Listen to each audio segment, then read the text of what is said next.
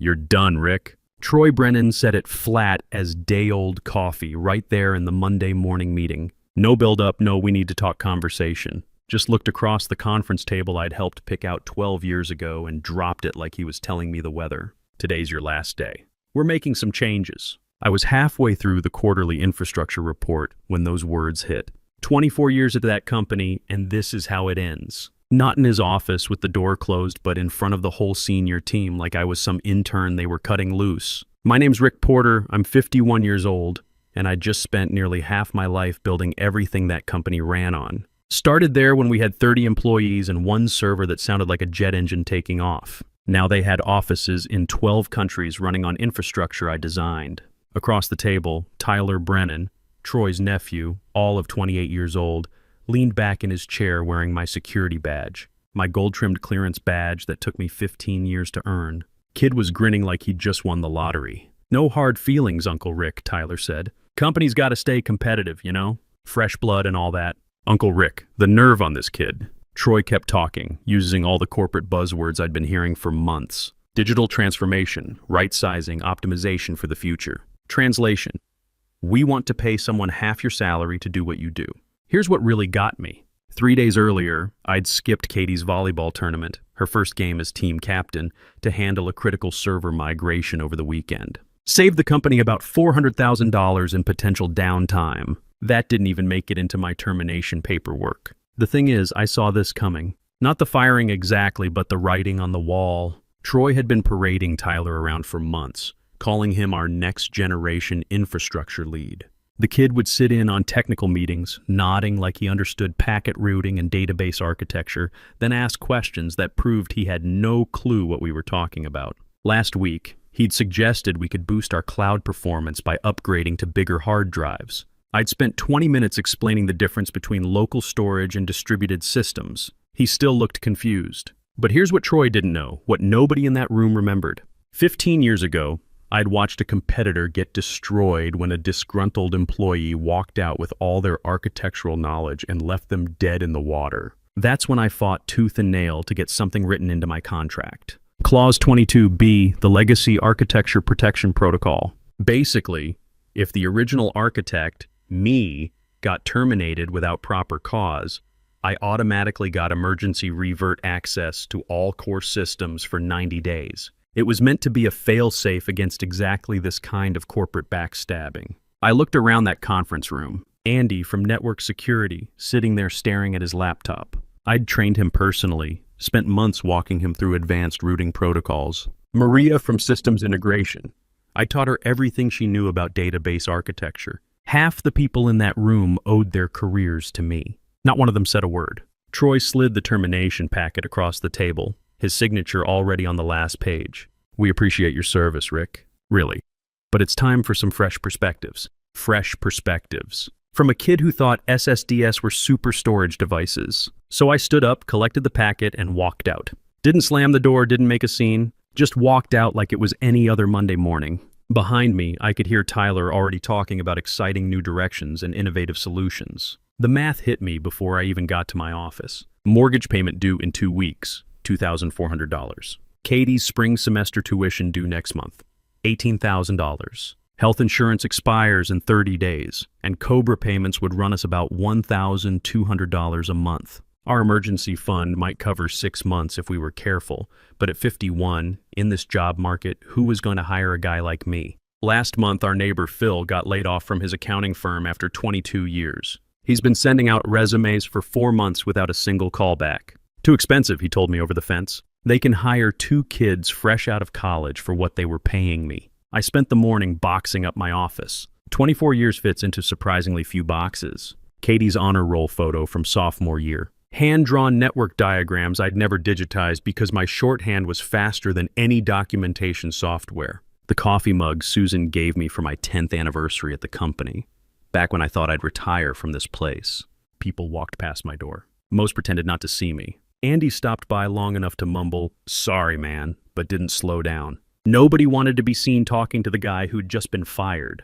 The coffee pot in this break room still had the dent from when I dropped it during the 2019 ransomware crisis. I'd worked 18-hour days for a week straight to rebuild our security after that attack. Missed Katie's birthday party, slept in my office, lived on vending machine food until we were back online. Around lunch, I finished packing, walked to security, handed over my parking pass and building keys. The guard looked uncomfortable. Nice guy named Pete worked there about 5 years. I'd helped him understand the new access control system when they upgraded. That everything, mister? Porter? Pete asked. That's everything. I loaded my boxes into the Honda and sat there for a minute. Through the lobby windows, I could see Tyler pacing around the conference room, gesturing with his hands, probably explaining his vision for the future to people who actually knew what they were doing. The drive home gave me time to think about what came next. Susan would be supportive. She always was. But I could see the worry in her eyes when I told her. Katie would pretend it wasn't a big deal, but she'd be calculating whether she needed to transfer to a cheaper school. But here's the thing. While Troy and Tyler were back there celebrating their cost-saving initiative, my termination had just triggered something they didn't even know existed. The 90-day countdown had started, and they had no idea what was coming. Because you don't fire the guy who built your foundation and expect it to keep standing. Tuesday morning, I woke up with nowhere to go for the first time in 24 years. Made coffee, sat at the kitchen table in my old jeans and a ratty t-shirt, and tried to figure out what the hell I was supposed to do with myself. The house felt too quiet. Susan had already left for her job at the medical center, and Katie was back at college, so it was just me and the hum of the refrigerator. At 9:12 a.m., my phone buzzed. Text from Andy. Belgium facility locked out. System says original architect credentials required. Tyler's running around like his hair's on fire. I took a slow sip of coffee and smiled for the first time since Monday. The protocol had kicked in automatically the second my termination processed. Every international facility was asking for my personal authorization to keep running. By 9:30, 3 more messages came through. Singapore operations suspended. Toronto data center requesting manual override. Montreal facility frozen mid-backup. All the same issue. Legacy licensing tied to my unique back-end authentication key. Here's what was happening. When I designed our global infrastructure, I built in security layers that required the original architect's credentials for major operations. It wasn't malicious. It was protection against exactly what Troy just did. You can't hand over a billion-dollar operation to someone who doesn't understand how it works. Susan called around 10. Rick, your phone's been going crazy. Everything okay? Everything's fine, honey. Actually, everything's better than fine. What's going on? Remember when I told you about that insurance policy I built into my contract years ago? Well, it just activated. She knew that tone. After 23 years of marriage, Susan could read me like a technical manual. Should I be worried? Only if you're Troy Brennan. The texts kept coming. Andy again. Tyler just asked if we can restart the internet to fix the Singapore issue. I'm not kidding. Then from Luis in procurement. Boss, Tyler called our backup servers extra computers. The whole team's just staring at him. I looked up Tyler's LinkedIn while I finished my second cup of coffee. Yesterday's post, excited to lead digital transformation at Brennan Tech. Innovation waits for no one. Just next-gen leadership. The comments were already getting interesting. Someone had written, hope you understand the systems you're inheriting. Another, experience greater than enthusiasm, always. Around noon, the real panic started. My phone rang, Andy calling directly this time. Rick, they want me to ask if you'd consider consulting temporarily. Who's asking? Troy. But he's too proud to call you himself. I could picture that. Troy sitting in his corner office, realizing his cost-cutting measure had just cost him control of his own company. What's the hourly rate for saving someone from their own stupidity? I asked. He didn't mention money. Just asked if you'd be available for a quick conversation. Tell him I'm not available today. I'm taking Katie to lunch, which was true. She was driving down from college because word travels fast in our family. Rick, I don't think you understand how bad this is. The entire European operation is offline. Singapore can't access customer databases. Tyler's been in the server room for 3 hours trying to manually restart systems that require voice authentication protocols. Voice authentication that was keyed to my vocal patterns. Good luck with that, Tyler. That sounds like a Tyler problem, not a Rick problem. There was a long pause. You're really not coming back, are you? Andy, in 24 years, when did I ever leave you hanging during a crisis? Never. And yesterday, when Troy fired me in front of everyone, did you speak up? Another pause. Number. Then we understand each other. Katie showed up around 1 p.m. and we went to Murphy's Diner. She was picking at her fries when she looked up and said, Dad, you seem different. How so? Less stressed. You're not checking your phone every 30 seconds. You're not talking about server loads or network bottlenecks. She grinned.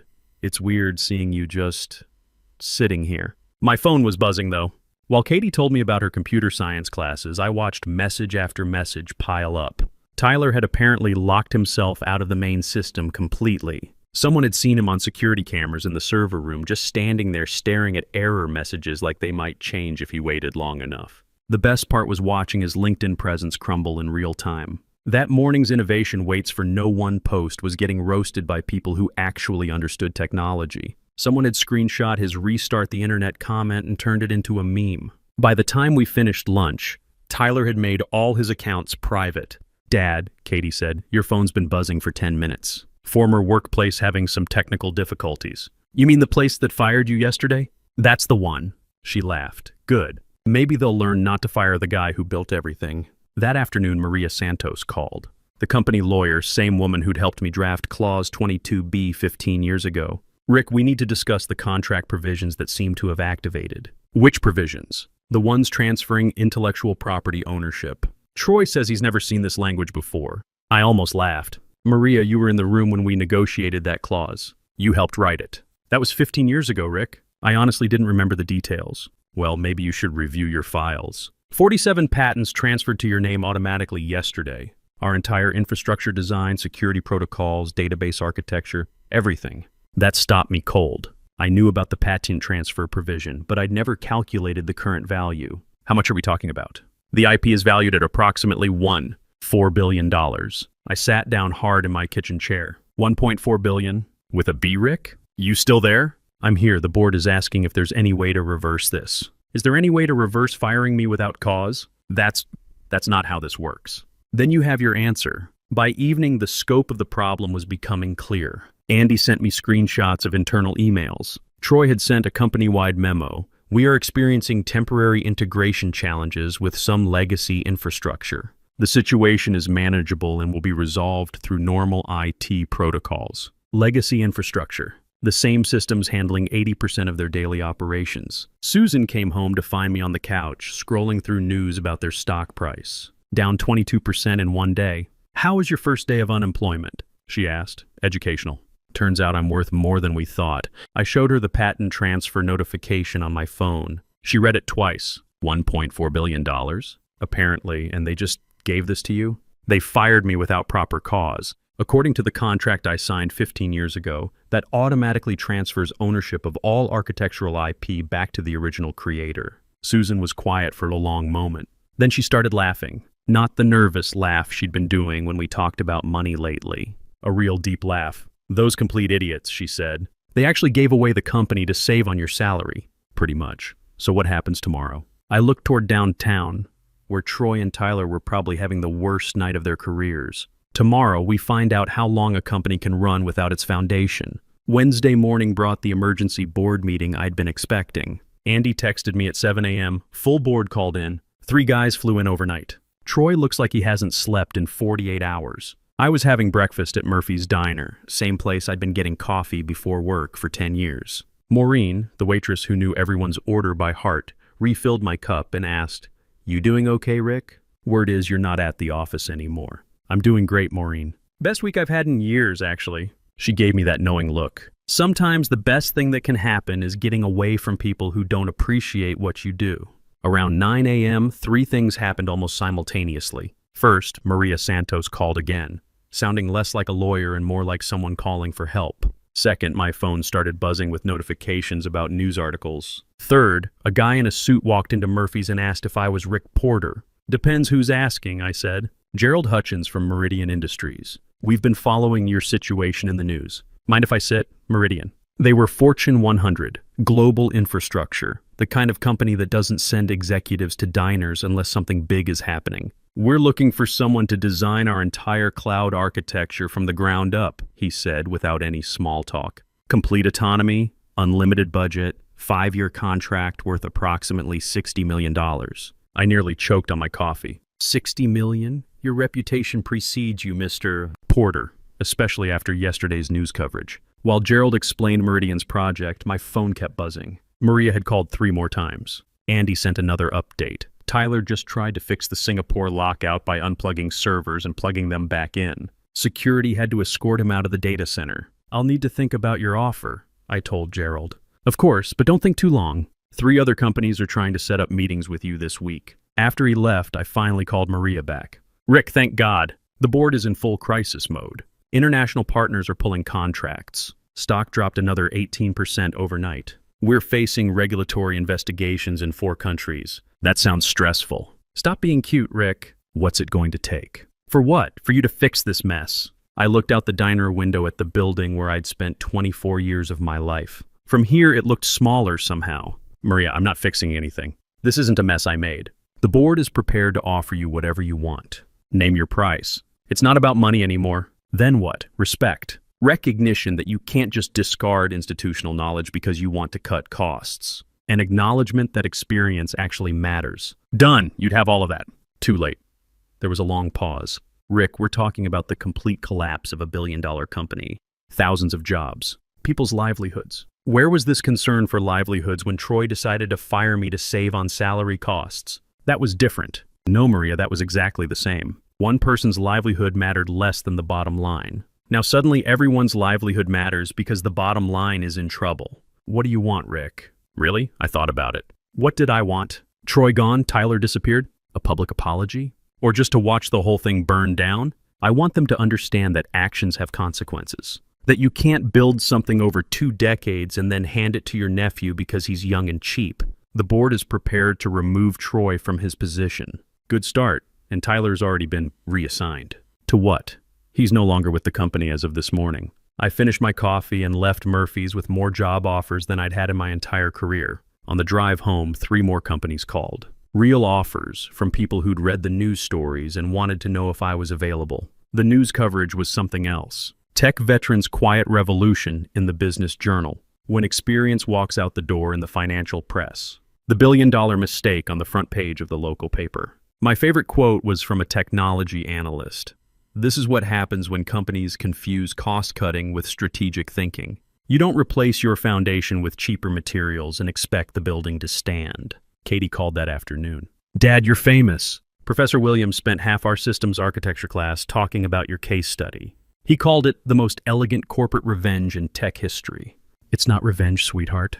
It's just consequences. Same thing, right? Not exactly. Revenge is personal. Consequences are just what happens when people make bad decisions. That evening, Susan came home with wine and 3 different newspapers. Look at this coverage, she said, spreading them across the kitchen table. Every single article mentions how long you worked there, how much you built, how impossible it would be to replace you. A lot of good it does now. Rick, look at this. She showed me her phone. 5 different headhunters called the house today. 2 venture capital firms want to fund whatever you do next. Someone from Microsoft called asking if you'd consider a consulting position. Microsoft, I'd never even thought about working for the big tech companies. Always figured I was just a small company guy. There's something else, Susan said. Troy called again. What did he say? That he needed to speak with you urgently about mutually beneficial arrangements.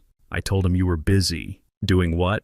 Planning your future. Late that night, I sat on the back porch with a beer, looking at job offers on my phone. Meridian's $60 million contract. 3 other Fortune 500 companies with similar proposals. A startup offering me CTO position plus equity. Even a government contractor wanting me to redesign their entire cybersecurity infrastructure. 24 hours ago, I was worried about making the mortgage payment. Now I had companies bidding for my services. My phone buzzed one more time. Text from Andy. Rick, half the development team put in their notice today. They're all asking if you're hiring. I typed back, not yet, but soon, because here's what I'd figured out. This wasn't about Troy or Tyler or even the company that fired me. This was about proving that experience and expertise still matter in a world that thinks everything can be replaced with something younger and cheaper. And tomorrow I was going to start proving it. Thursday morning, I made a decision that would have seemed impossible a week ago. I was going to start my own company, not because I was angry, though I was. Not because I wanted revenge, though watching Troy squirm had been satisfying. I was doing it because 3 days of job offers had taught me something important. I wasn't just another 51-year-old guy worried about being replaced. I was the guy companies were fighting over. I started by driving around downtown, looking at office space. Found a perfect spot 4 blocks from my old building. 2nd floor, big windows, clean and quiet. The rental agent was showing me around when she mentioned the neighborhood. Lot of tech companies around here, she said. Big one right down the street, though they're having some problems lately. What kind of problems? Something with their computer systems. My cousin works there, says people are jumping ship left and right. Heard they fired some guy who'd been there forever and now the whole place is falling apart. I didn't tell her she was talking to that guy. You know what's crazy? She continued. 24 years that guy worked there. Built everything they use. Then they replace him with the boss's nephew who doesn't know the first thing about computers. Sounds like poor management. That's what my cousin said. Half the smart people are already gone, and the rest are updating their resumes. I signed a 6-month lease on the spot. Simple setup. Desk, chair, phone, high-speed internet. Put one thing on the wall, a wooden plaque that read Porter Systems Architecture. By lunchtime, I'd made my first hire. Called Andy at his personal number. Rick, I was hoping you'd call. I put in my notice this morning. Good. Want to come work for someone who actually knows what they're doing? When do I start? How about Monday? I'll be there. Bring anyone else you think we can trust. I've got a list, about 8 people who are ready to bail. The good ones. That afternoon, 3 more companies called with offers. A startup in Austin wanted me as CTO with equity that could be worth millions if they went public. A government contractor needed someone to redesign their entire cybersecurity infrastructure after a major breach. Even a European firm was interested in having me consult on their expansion into Asian markets. But the call that mattered came around 4 p.m. Charles Hoffman, board chairman at my old company. He didn't waste time on pleasantries. Rick, we need to end this. End what, Charles? You know exactly what. The stock's down 60%. We've lost 8 international contracts worth over $300 million. The SEC is asking questions about our infrastructure stability. 3 law firms are preparing class action suits. I was sitting in my new office, feet up on the desk, looking out the window at the building where I used to work. That sounds like a Troy problem. Troy's gone. We accepted his resignation this morning. What about Tyler? Tyler's been reassigned to other opportunities. Outside the company? So you fired your CEO and your next generation infrastructure lead in the same week. Interesting management strategy. Rick, name your price. Whatever you want. Salary, equity, title, complete autonomy. Just come back and fix this. I thought about it. Going back would be easy. Familiar.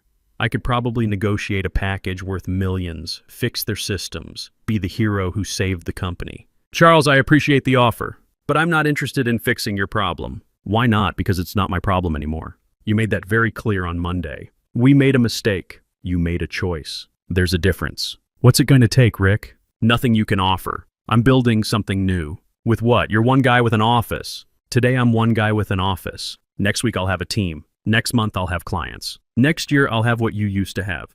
A company that actually works. I hung up and looked at my list of potential hires. Andy was bringing 8 people. I'd gotten calls from 6 others who wanted to jump ship.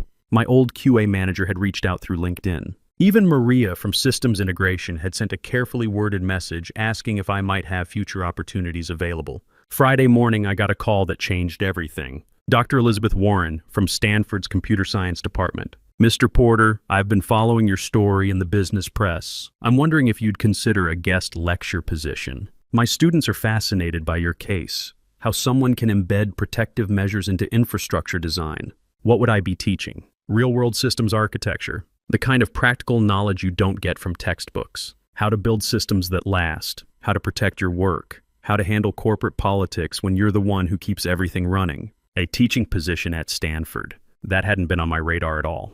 I'd be honored, Doctor. Warren, excellent. Would twice a month work? We can arrange your schedule around your other commitments. Other commitments. I like the sound of that. Saturday, Susan and I drove up to see Katie play volleyball. She ran over after the match, still sweating from the game. Dad, everyone's talking about you. My roommate's dad works in tech, and he said what you did is legendary. He called it the most elegant way to prove your worth ever documented. I didn't set out to prove anything, sweetheart. I just built protection into my work. Yeah, but now everyone knows you can't just throw away someone with real skills. My CS professor said your case is going to be studied in business schools for years. As what? How not to manage talent, and how real expertise always wins over corporate politics. That evening, I sat on the back porch with Susan, watching the sunset and planning the future. Porter Systems Architecture had 3 clients lined up, a team of experienced engineers ready to start, and enough project offers to keep us busy for 2 years. Any regrets? Susan asked. I thought about 24 years of my life ended in a conference room on a Monday morning by people who thought I was replaceable. Just one, I said. What's that? That it took them firing me to realize what I was actually worth. And now I get to build something that's actually mine. With people who understand that experience isn't a liability, it's the most valuable thing you can have. Monday morning, I unlocked the door to Porter Systems architecture for the first time as a business owner. Andy arrived 15 minutes early, carrying coffee for both of us. Ready to show them how it's really done? He asked. I looked out the window at my old building, where new people were probably trying to figure out how to run systems they didn't understand, built by someone they'd thrown away. Let's get to work, because that's what you do when you're 51, experienced, and finally working for someone who appreciates what you bring to the table. Yourself.